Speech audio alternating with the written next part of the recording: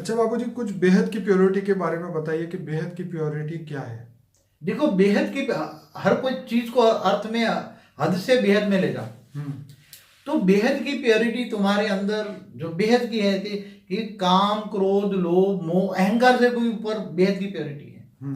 देखो, आत्मा के बाहर का आवरण जो है ना, स्थूल शरीर, सूक्ष्म शरीर और कारण शरीर में है, ये तीनों के अंदर स्थूल संस्कार है ना। तो स्थूल तुमने काम, क्रोध, लोभ, मोह, अहंकार पर जीत पा लिया। तो वो हद की प्योरिटी आ गई ना। ये तो हद के संस्कार है ना। काम, क्रोध, लोभ, मोह, अहंकार तो हद के संस्कार है ना। हाँ जी।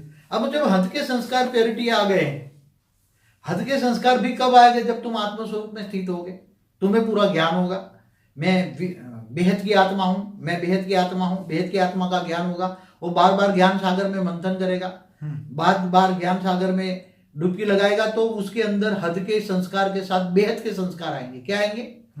अब हद के संस्कार परिवर्तन हो जाएंगे ना, तो आत्मा ये दुनिया से न्यारी और प्यारी हो जाएगी। क्या होगा? ये दुनिया को समझ जाएगी, ये दुनिया माया है। क्या? क्योंकि उसके अंदर आत्मा निर्विकारी बन गई, काम, क्रोध, लोभ, मोह, अहंकार निकल गए। अब उसकी सेकेंडरी स्टेज स्टार्ट हो जाएगा बदलना। क्या बनेगा?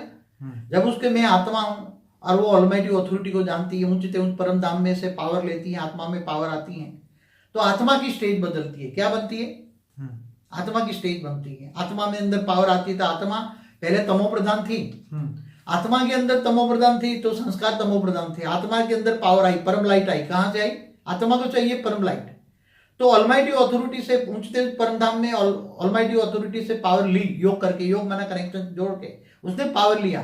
तो आत्मा के संस्कार, तमो से वो आत्मा बन गई रजो। क्या बन गई? तो वो आत्म स्वरूप में स्थित होने से वो आत्मा रजो प्रधान बन गई, तो उसके संस्कार भी रजो प्रधान बन गए। उसका खाना पीना, रहना, बोलना, वो मन का मौन की तरफ जाएगी आत्मा। संसार में रहते हुए भी कर्मयोगी जीवन बिताएगी, वो घर बार छोड़ेगी नहीं। ऐसी आत्माओं को ज्ञान होगा, कर्मयोगी जीवन का ज्ञान होगा। मैं कर्म रहकर, और लौकिक अलौकिक दोनों बहुत अच्छा बन जाएगा। और एक दिन जब आत्मा तमो से रजो, रजो से फिर एकदम सतो प्रधान बन जाएगा, तब उस आत्मा को आदि अनादि स्वरूप का साक्षात्कार होगा। आत्मा को खुद को अपने स्वरूप का साक्षात्कार होगा कि मैं आदि में कहाँ थी, अनादि में कहाँ थी, मैं कहाँ से आई हूँ, क्या है। आत्मा में सब रिकॉर्डिंग पड़ा है, तो उसको आत्म स्वरूप का साक्षात्कार होगा।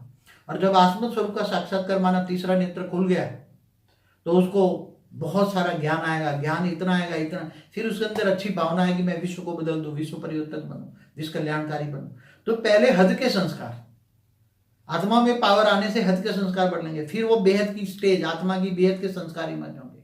आत्मा में तमो, रजो और सतो प्रधान आएगी, तो आत्मा की ओरिजिनल स्टेज को पता लगेगा, मैं ओरिजिनल कौन हूं, आदि अनादि स्वरूप। आत्मा का आदि अनादि स्वरूप का पता लगता है। तो बाबू जी